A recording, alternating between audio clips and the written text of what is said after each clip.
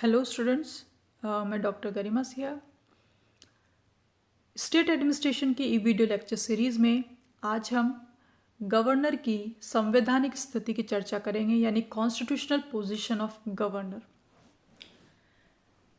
इससे संबंधित ई video lecture जो है इंग्लिश मीडियम के लिए मैं पहले बना चुकी हूँ। आज का जो वीडियो वो हिंदी मीडियम के लिए है।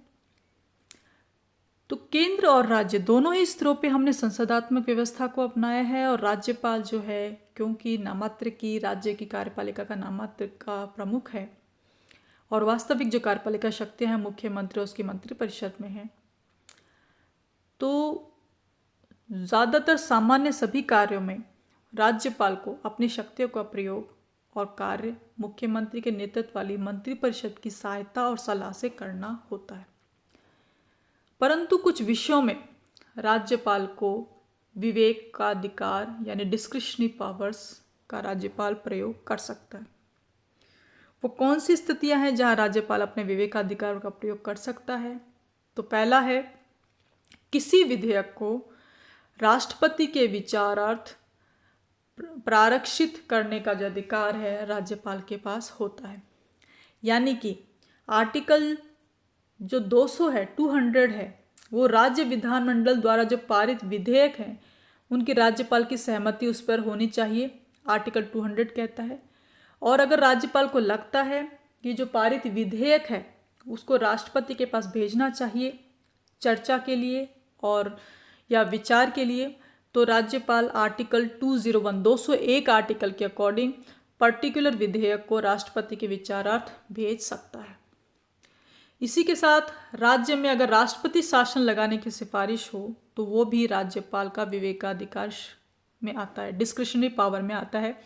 राष्ट्रपति शासन जो होता है प्रेसिडेंट रूल होता है, यानी आर्टिकल 356 को लगाने का जो बेस है वो राज्यपाल की रिपोर्ट होती है। वो रिपोर्ट राज्यपाल राष्ट्रपति के पास भेजता है, तब उस पर्टिकुलर राज्य में राष्ट्रपति शासन लगता है। तो उस रिपोर्ट को तैयार करना, राष्ट्रपति शासन की सिफारिश करना, ये जो विवेकाधिकार है ये राज्यपाल के पास होता है। पड़ोस के किसी केंद्र शासित क्षेत्र के प्रशासक के तौर पर भी राज्यपाल काम करते समय विवेकाधिकार का प्रयोग कर सकते हैं। जैसे अतिरिक्त प्रभार कई बार राज्यपाल को दिया जाता है, तो इस दौरान विवेकाधिकार शक्तियों का राज्यपाल प्रयोग करते हैं। इसी के साथ जैसे नॉर्थ ईस्ट में आसाम है, तो उत्खनन से संबंधित लाइसेंस हैं, और इन सभी जो नॉर्थ ईस्ट कुछ राज्य ऐसे हैं वहाँ पर राज्यपाल को कुछ विशेषाधिकार प्राप्त हैं। कुछ जो मुख्यमंत्री है वो राज्य के प्रशासनिक और विधायी मामलों में राज्यपाल अगर चाहता है तो वो मुख्यमंत्री से सूचना मांग सकता है। ऐसा आर्टिकल 167 यानी 167 में है। इसी के साथ राज्य विधानमंडल में अगर चुनाव के बाद किसी दल को स्पष्ट बहुमत नहीं मिलता है तो ऐसी स्थिति में मुख्यमंत्री की नियुक्ति से संबंधित विशेषाधिकार और डिस्क्रिशनरी पावर्स का राज्यपाल प्रयोग कर सकता है। राज्यपाल की जो विवेकाधिकार शक्तियां हैं उसमें ये बात भी आती है कि अगर मंत्रिपरिषद जो है विश्वास मत हासिल ना कर पाए तो उसे बर्खास्त किया जाना चाहिए, या मंत्रिपरिषद जो है बहुमत खो दे तो ऐसी स्थिति में राज्य विधानसभा को भंग करना है, कब करना है, नहीं करना है, ये सभी जो स्थितियां हैं ये विवेकाधिकार में, राज्यपाल के विवेकाधिकार में आती हैं। इसी के साथ राज्य विधानसभा में मंत्रिपरिषद द्वारा विश्वास मत हासिल न करने पर उसे बर्खास्त करना जो है और बहुमत खो देने पर विधानसभा को भंग करने से संबंधित जो बातें हैं राज्यपाल के विवेकाधिकार में आती हैं।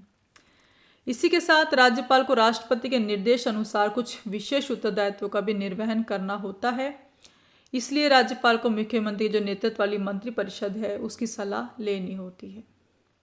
कुछ राज्य हैं, महाराष्ट्र है, गुजरात है, नागालैंड है, आसाम है, इसमें जनजातीय क्षेत्र है, नागालैंड में नागा हिल्स है, गुजरात में सौराष्ट्र है, महाराष्ट्र में विदर्भ है। तो ये जो कुछ राज्य हैं यहाँ पे स्पेशल पावर्स हैं, राज्यपाल खुद अपने निर्णय से का संबंधित कार्य करता है। राजस्थान में ऐसा विशेष अधिकार वाली कोई बात नहीं है, जो कुछ विशेष उत्तरदायित्व जो हैं राज्यपाल को कुछ राज्यों में हैं। तो राज्यपाल को राष्ट्रपति के निर्देश अनुसार कुछ विशेष उत्तरदायित्व का निर्वहन भी करना होता है। तो ये जो स्थिति है ये हमने देखी कि किस प्रकार राज्यपाल की जो संवैधानिक स्थिति है वो क्या है। इस प्रकार आप समझ गए होंगे कि भारतीय जो संघीय प्रणाली है उसमें संविधान में राज्यपाल को दोहरी भूमिका दी गई है, जिसमें राज्यपाल जो है राज्य के संवैधानिक प्रमुख के रूप में यानी कॉन्स्टिट्यूशनल हेड के रूप में और केंद्र के प्रतिनिधि यानी एजेंट के रूप में भी काम करता है। यानी कि दोहरी भूमिका हो गई, केंद्र के एजेंट के रूप में और राज्य के संवैधानिक प्रमुख के रूप में। तो जो विवाद है वो इस वजह से हो जाता है कि ज़्यादातर केंद्र के एजेंट के रूप में राज्यपाल कार्य करने लग जाते हैं और संवैधानिक जो प्रमुख की जो भूमिका है वो गौण हो जाती है। परंतु जो हमने अलग अलग ARC जो का राजमन्नार समिति है या संवैधानिक जो प्रथम ARC जो कमेटी है प्रशासनिक सुधार आयोग, प्रथम प्रशासनिक सुधार आयोग या जो आपके सरकारी आयोग है, इन्होंने जो रेकमेंडेशंस दिए हैं, सिफारिशें दी हैं, वो ही इस समस्या का समाधान है। अब हम कुछ अनुच्छेदों की बात करते हैं जो राज्यपाल से संबंधित हैं, जिसमें आपको कुछ अनुच्छेदों को ध्यान रखना होगा। पहला जो है वो है आर्टिकल 153 153 राज्यों के राज्यपाल की बात करता है। कार्यकारी जो शक्तियां हैं राज्यपाल की वो आर्टिकल 154 में है। नियुक्ति जो है राज्यपाल की आर्टिकल 155 में है। राज्यपाल का जो टेन्योर है, कार्यकाल है, वो 156 में है। इसी के साथ शपथ जो है 159 में है और समाधान की जो शक्तियां हैं वो आर्टिकल 161 में है और 163 जो है राज्यपाल के सहायता और सलाह के लिए मंत्रिपरिषद होगा उसकी बात करता है। 164 जो है मंत्रियों की नियुक्ति, सेवा शर्तों और वेतन संबंधी बातों की बातें करता है।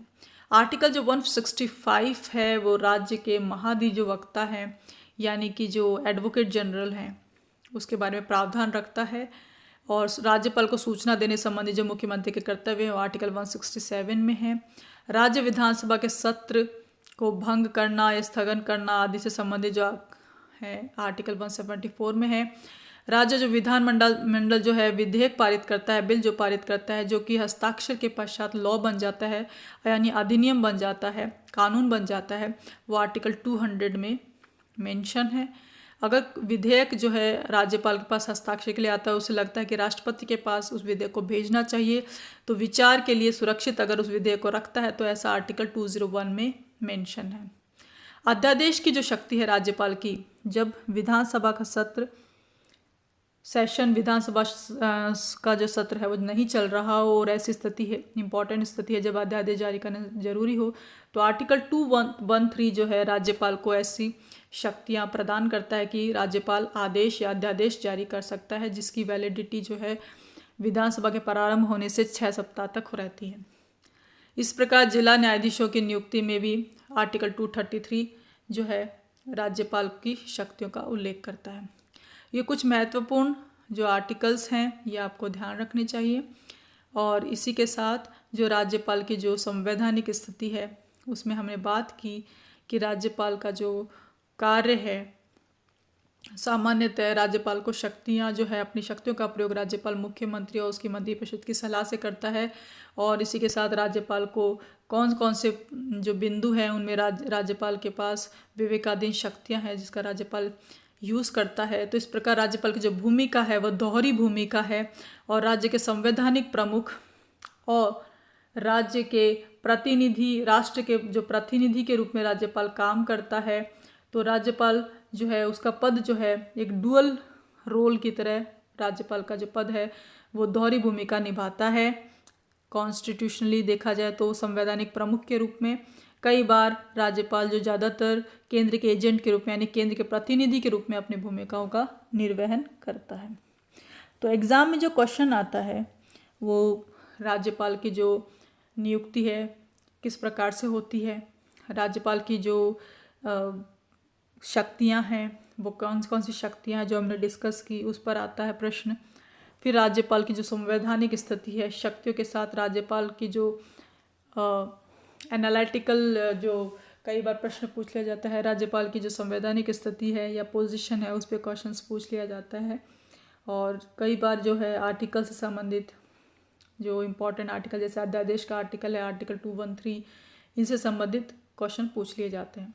तो राज्यपाल से संबंधित जो भी इम्पोर्टेंट स्टेप बाय स्टेप हमने हर टॉपिक को कवर किया है। अगर आपको कोई समस्या आती है तो व्हाट्सएप में आप मुझसे पूछ सकते हैं। इससे संबंधित जो प्रश्न बनते हैं उस पर मैं अलग से लेक्चर बनाऊंगी।